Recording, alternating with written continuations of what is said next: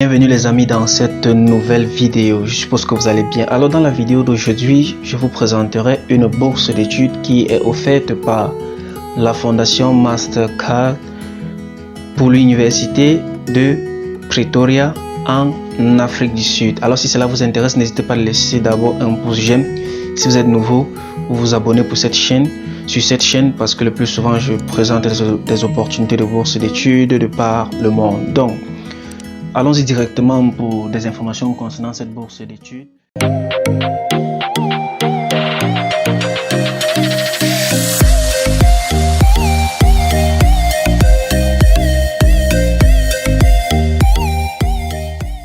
Cette bourse d'études est offerte pour ceux-là qui veulent faire un niveau master en Afrique du Sud dans des domaines spécifiques. Elle concerne aussi seulement les Africains. Donc pour pouvoir postuler à cette bourse d'études, tu dois premièrement avoir une licence. On verra les conditions plus devant. Deuxièmement, tu dois résider dans un pays africain ou tu dois être de la nationalité d'un pays africain. Elle est offerte pour ceux-là qui veulent étudier à l'université de Pretoria dans des domaines spécifiques. Il mentionne aussi que cette bourse ne concerne pas ceux-là qui veulent venir faire un niveau licence dans cette université-là.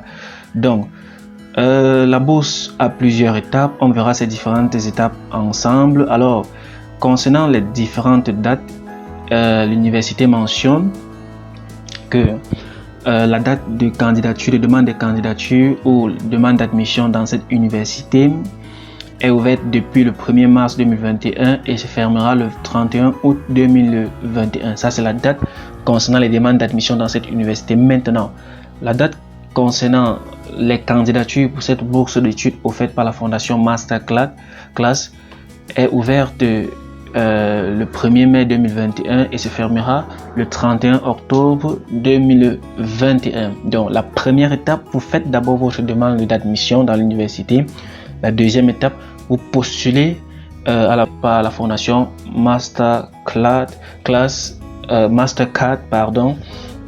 pour l'université de Pretoria. Alors, on a 3 liens à vérifier ou à visiter ici pour mieux comprendre de quoi il est question pour cette bourse d'études. J'ai déjà eu à ouvrir tous ces liens, donc on va visiter ensemble pour que cette vidéo soit un peu trop courte. Et à la fin de la vidéo, vous pouvez joindre le lien Telegram de mon groupe Telegram, dont je mettrai le lien juste en bas de cette description de la vidéo. Dans ce groupe, je partage généralement tous les liens des bourses d'études, donc n'hésitez pas à joindre ce groupe dans lequel vous pourriez avoir tous les formulaires et les liens concernant les bourses d'études. Alors, le premier lien consiste les instructions concernant les candidatures pour cette bourse d'études.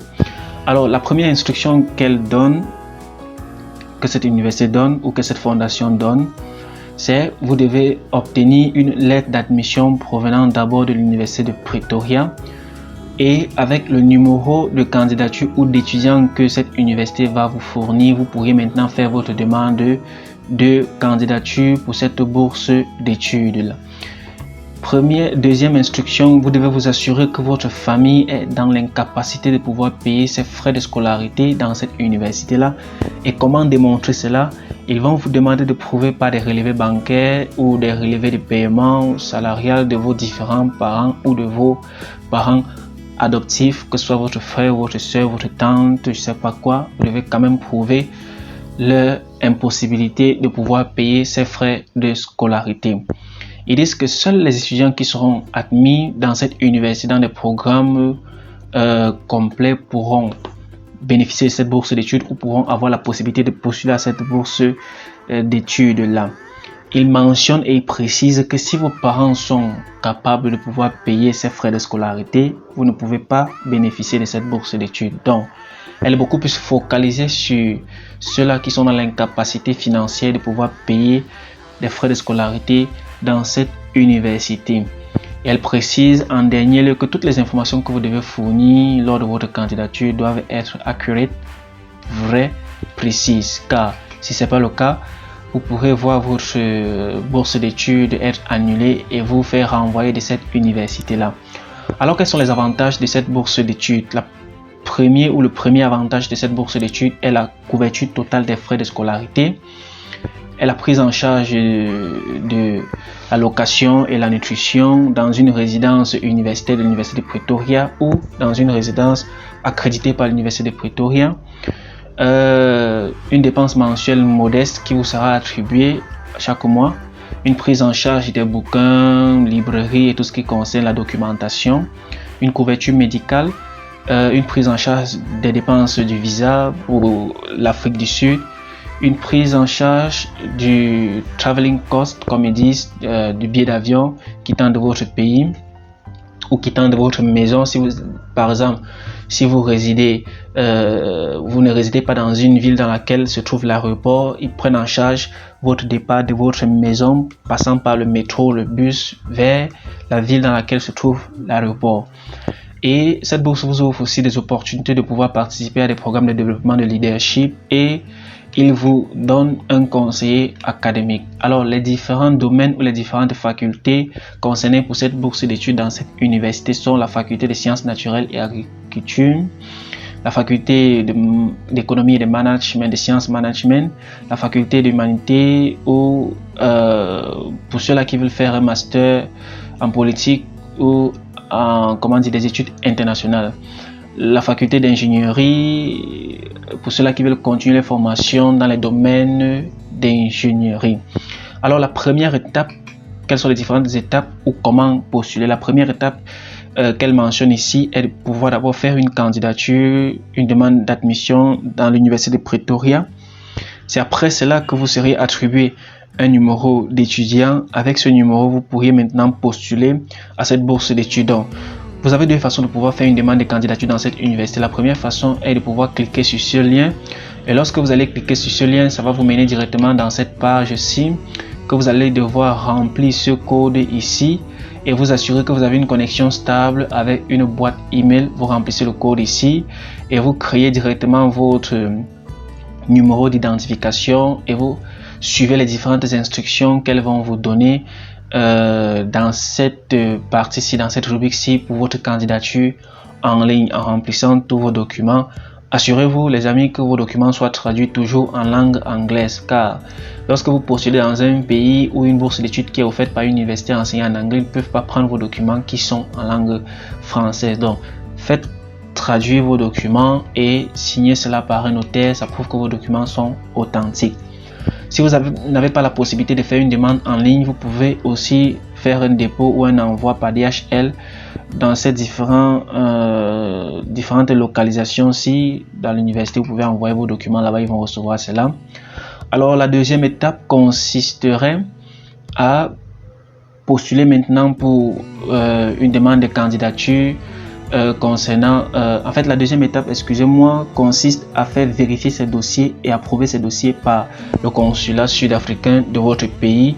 Donc vous devez faire une équivalence de vos dossiers, faire vérifier vos dossiers par l'ambassade d'Afrique du Sud dans votre pays africain pour prouver que ça correspond effectivement au système éducatif sud-africain.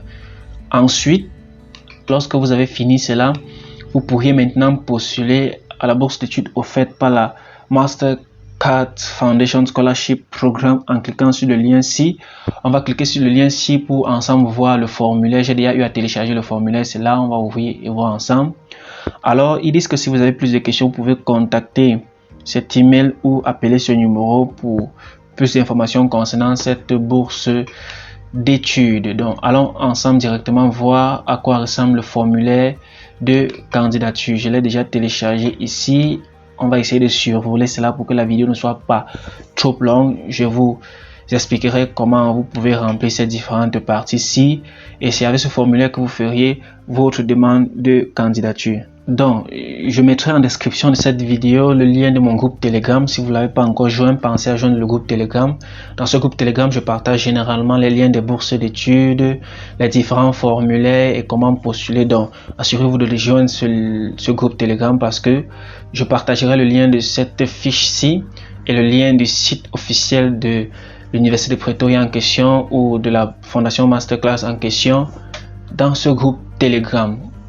Alors, concernant le formulaire de candidature, on a déjà eu à lire ceci. Vous pourriez prendre votre temps pour lire et mieux comprendre cela. Je ne le lirai plus encore pour que la vidéo ne soit pas longue. Donc je lirai juste les parties importantes.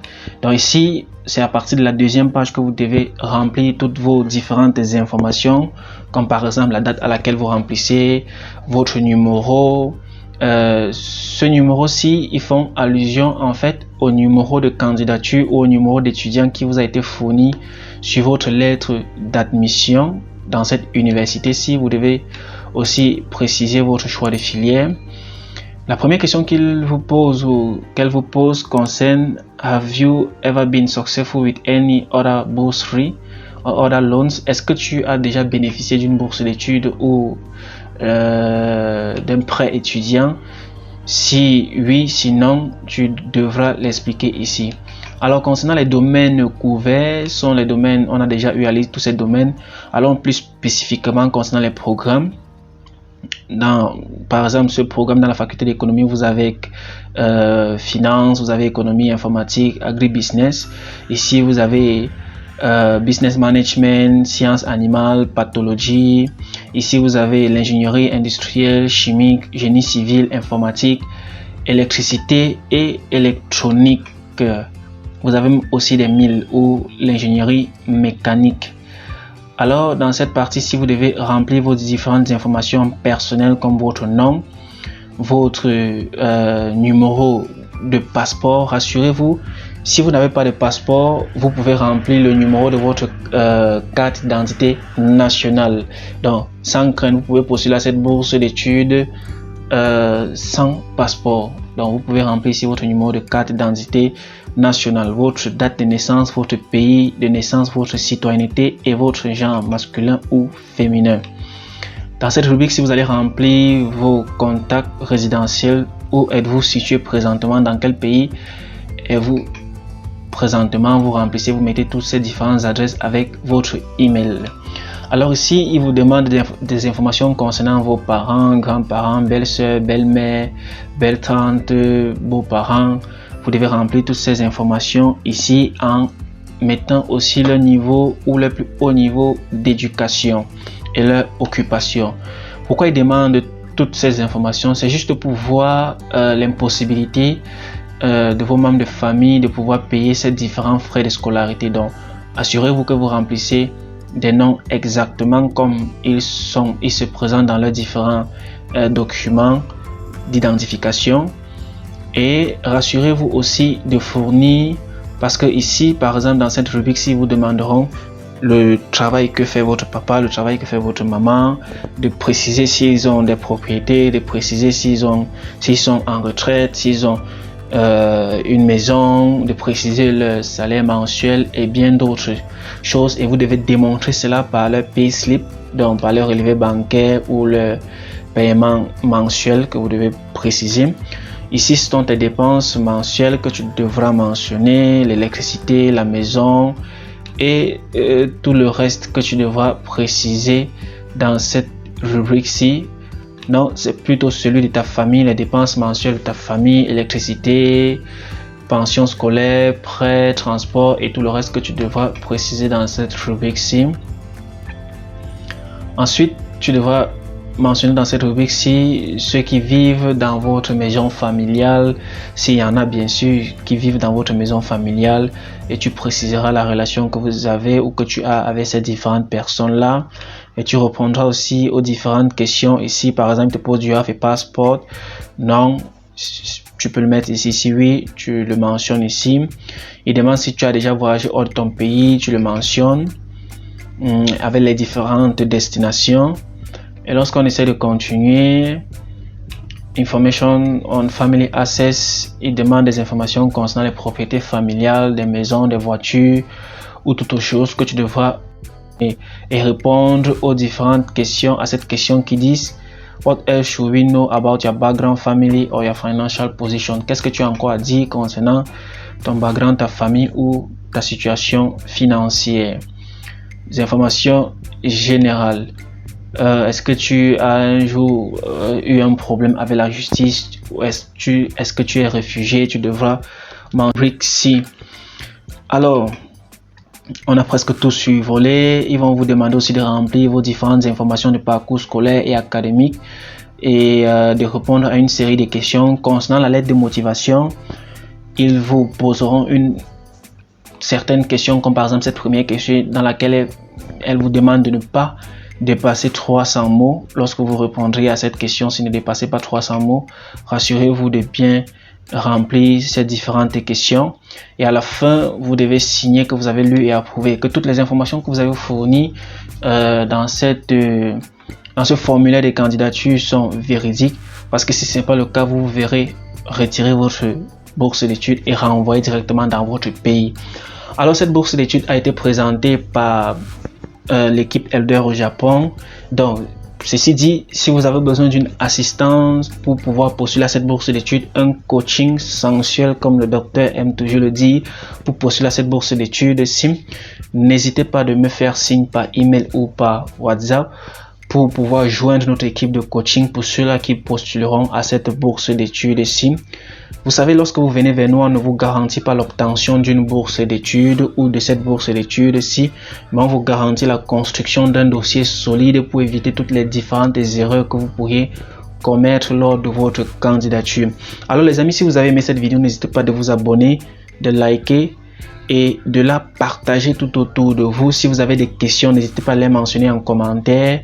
N'hésitez pas de m'écrire par WhatsApp si vous avez plus de questions, de joindre les différents groupes dont les liens sont en description de la vidéo. Et sur ce, je vous dis bonne chance et on se dit à la prochaine vidéo. Portez-vous bien.